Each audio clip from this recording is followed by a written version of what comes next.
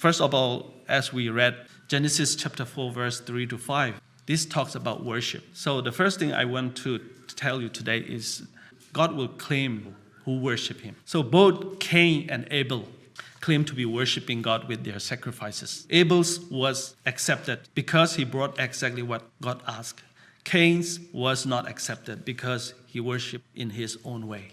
So this is the main thing, worship. So even though we are a small number, we don't care, Those people who have thousands of 10,000 of people worshiping together and say hallelujah and shouting. We are doing the right things. And the second thing is loyalty.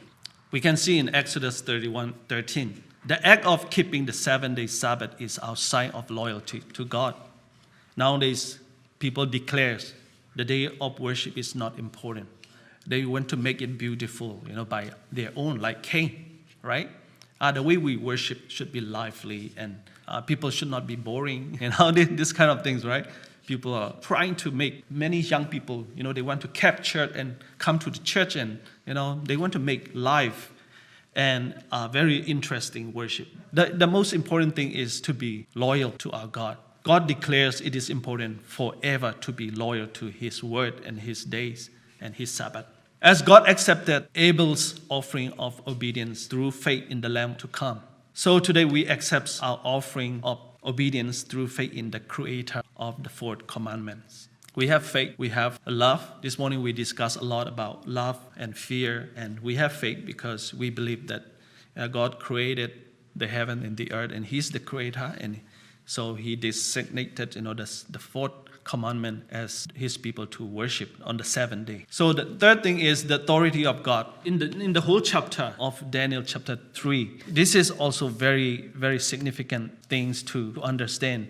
So bowing down to the image or statue of Nebuchadnezzar was an acknowledgement of Nebuchadnezzar's authority above the authority of God. Exodus 24:5, it says, who forbade the worship of images? God forbid not to worship the images. So that was Nebuchadnezzar, what he exactly did. And he wanted to make himself above the authority of God. Keeping the Sunday is acknowledgement of the authority of Satan. Actually, it was made by the Catholic Church to make themselves above Jesus Christ or God. In Psalm chapter 111, verse 7 to 8, if we read it, and God declares his law to be everlasting, right? His covenant, his law to be everlasting. I have been, debating or, discussing about this everlasting covenant with my non-Adventist friend. What they believe is Jesus died on the cross, and that can be the covenant that we can be saved. But we don't need, our own deeds. So I explained to them, because I have been thinking how to explain this. And I explained to them like this. When Jesus asked the people of Israel to get out from Egypt, and God didn't ask them to keep the Sabbath, right? To get out from Egypt. All the people should go out from Egypt if you want to be saved. So that was, the salvation Jesus offered. God didn't ask to repent before we go out from Egypt. Just the willingness and not to be clean, saying that wasn't he asked for. That's why we come to Jesus. It means, we trust him and we believe in him and we understand that he will do, the best for us and he will give us eternal life. That's why we come out from Egypt. It means the boundary of Satan and the government of Satan. And we come out from Egypt. But the important thing is when they got at Sinai, there was a covenant. We have to agree with God, where we are going to go, right? That was, the covenant God made to his people.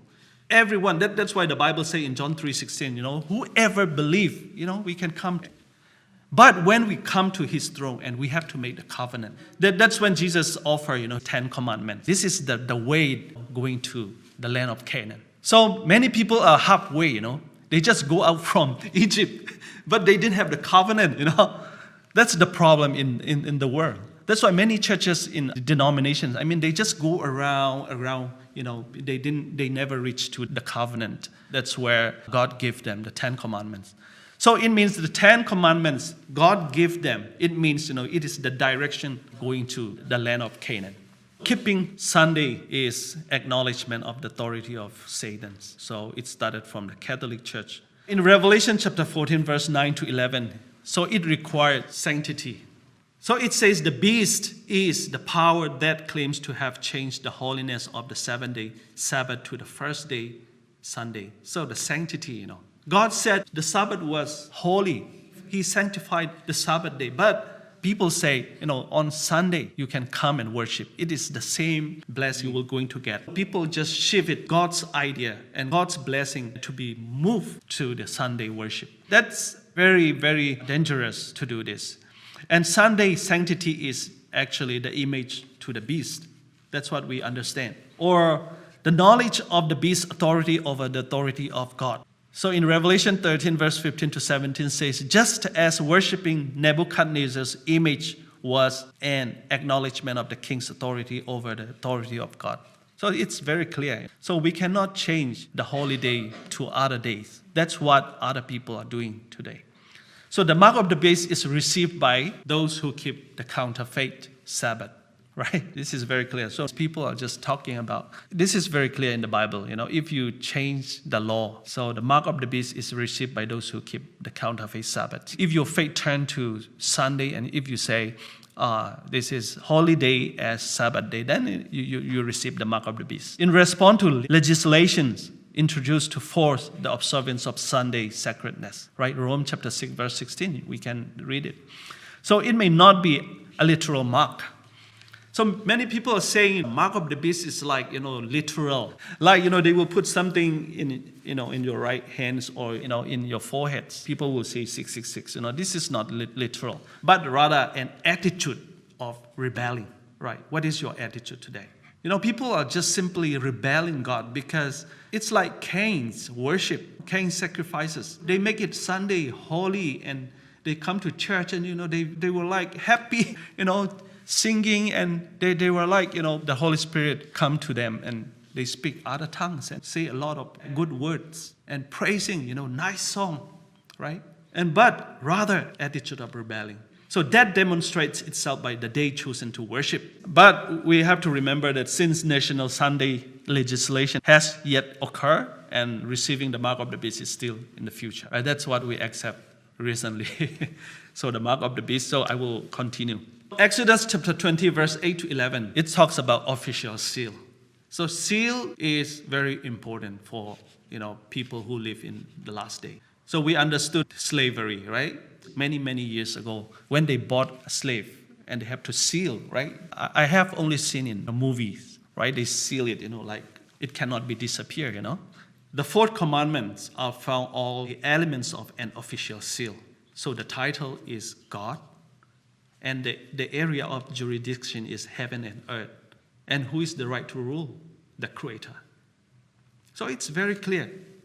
Exodus chapter 30, verse 16 and 17. The seal or sign that God is our Creator and we are His people is found in the observance through Jesus Christ of the 7-day Sabbath. And also we can see in Revelation chapter 14, verse 12. If you read Revelation chapter 14, and those who receive the mark of the beast are described, and also who receive the seal of God are described in Revelation chapter 14. So Revelation chapter 7, 3 and 14, the commandment keepers who receive the seal of God trust in Jesus for their power. So we don't trust our power, our own deeds. A friend of mine is my cousin. We have been talking about, in the last day where we are going. In Australia is like island, right? It will be very hard to run away from the government. I have been thinking about this, after a while, this COVID-19 and where we are going to live, This day the technology is very, very high and they can track you, wherever you are, right? If you use, smartphone, then it's much easier. And I think the technology is so good and they have satellite. They can track you wherever you are, So if human body is moving, then, they can track you where you are. You can't run away from, authority. But we trust, trust in Jesus, trust in God for power. Not our power. Don't think about, you can hide from this authority, right? I have been thinking about this, how to hide. But I was crazy, When I think it again, I was crazy. I can trust my own shelter, I cannot secure myself. So we have to trust, Jesus for power and his goodness, not in our own works. So before Jesus comes, before Jesus says it is all done, then it will be the 7 plagues. But these 7 plagues will not go to the righteous. It will only go to, unbelief, who do not believe Jesus Christ. It will be the same as before the people of Israel, move out from Egypt, right? The first plague, the second plague. But the heart of Pharaoh was very, very tough. So the people will be like this in the last days. They understand this is how God works on them, but they will not learn to believe because they will be angry and, they will be like, they will feel like they will be loser. Then they will act, their heart will be very, very tough and, they will act very, very bad things to God's people. But, their actions and their madness will not touch his people. So the 7th angel poured out his bowl into the air, and out of the temple came a loud voice from the throne saying, "It is done." That's when everything will be over. So I took this statement from 2019, March 9 to 15, our Sabbath school lesson. It's a very good conclusion I got from our Sabbath school lesson. On the other hand, the 7 last plagues are poured out just prior to the second coming. They are poured out upon those who, like Pharaoh, hardened their hearts against God's redeeming love. Actually, Pharaoh understood God. It was God. God's power is much better than his people, soothsayer or, his magicians. He understood God, but his heart was hardened. And he against God. It says, divine anger is God's righteous judgment on the choices people have made. So divine anger, divine wrath. Many people think God can't be angry because he's merciful. That's why many people are thinking God will come back to this world like, when he came to the world, like the lamb. He will not be the lamb anymore, He will be the King of Kings. He will be much more than, we think. It means he have his principality and his laws. That's what he will bring out. So divine wrath is God's righteous judgment on the choices people have made. So we can read also in Rome chapter 1, 26 to 28. And at the time, the lost are reaping the consequence of their own choices. So Ellen White talked about the 7 plagues and when God announced, it is all over, it is done. Ellen White talks about these days will be like waiting day, waiting day. Exciting, waiting day. I was so excited, when on the day I had a wedding in Nanawuding Church, and Pastor Craig was the celebrant, and it was actually a good day. Ellen White talked about this. This is waiting day. So I will read her statement. It's a very beautiful statement she wrote. It should never be forgotten that the great time of trouble is part of the wedding day, which precedes the bridegroom's coming to receive his bride. He will come to receive us. And Christ's bride is already sealed. So we should be already sealed when God announced it is all over. When she enters the great time of trouble, Revelation 7. And what is the seal? It is setting into the truth, both intellectually and spiritually. So this is the seal, the truth. That's why the Bible talks about the truth will set us free. Only the truth. Don't make it beautiful, not just by your thinking. Nowadays, many people make things beautiful. They don't go on to the truth. And how do they decorate the church and how do they build the church? How do they make the platform, interesting and the lighting? Don't just make it beautiful. We should be the seal people. So settling into the truth. So the truth will set us free. So we can find this statement from Seventh-day Adventist Bible Commentary, Volume 4. So Paul was talking about the hints about this seal in Rome chapter 8, verse 38 to 39. Paul says, I am convinced that neither death nor life, neither angels nor demons, neither the present or the future, nor any power, neither height nor depth, or anything else in all creature will be able to separate us from the love of God that is in Christ Jesus. We should not be worried. If we are in the truth, nothing can separate us from our God. That's what Paul said. Paul was so sure. He got assurance, Even though people might execute me and kill me and put me in jail, in the prison, he said very clear, nobody can separate me from the love of God. That is in Christ Jesus our Lord. That's what we are going to hold on. Christ, the bridegroom, has promised his bride. Hebrews chapter 13 verse 5 says, never will I leave you, never will I forsake you. And Matthew chapter 28 verse 20 says, I will be with you always to the very end of the age. So we don't need to worry, That's why I stopped to hide from the government now.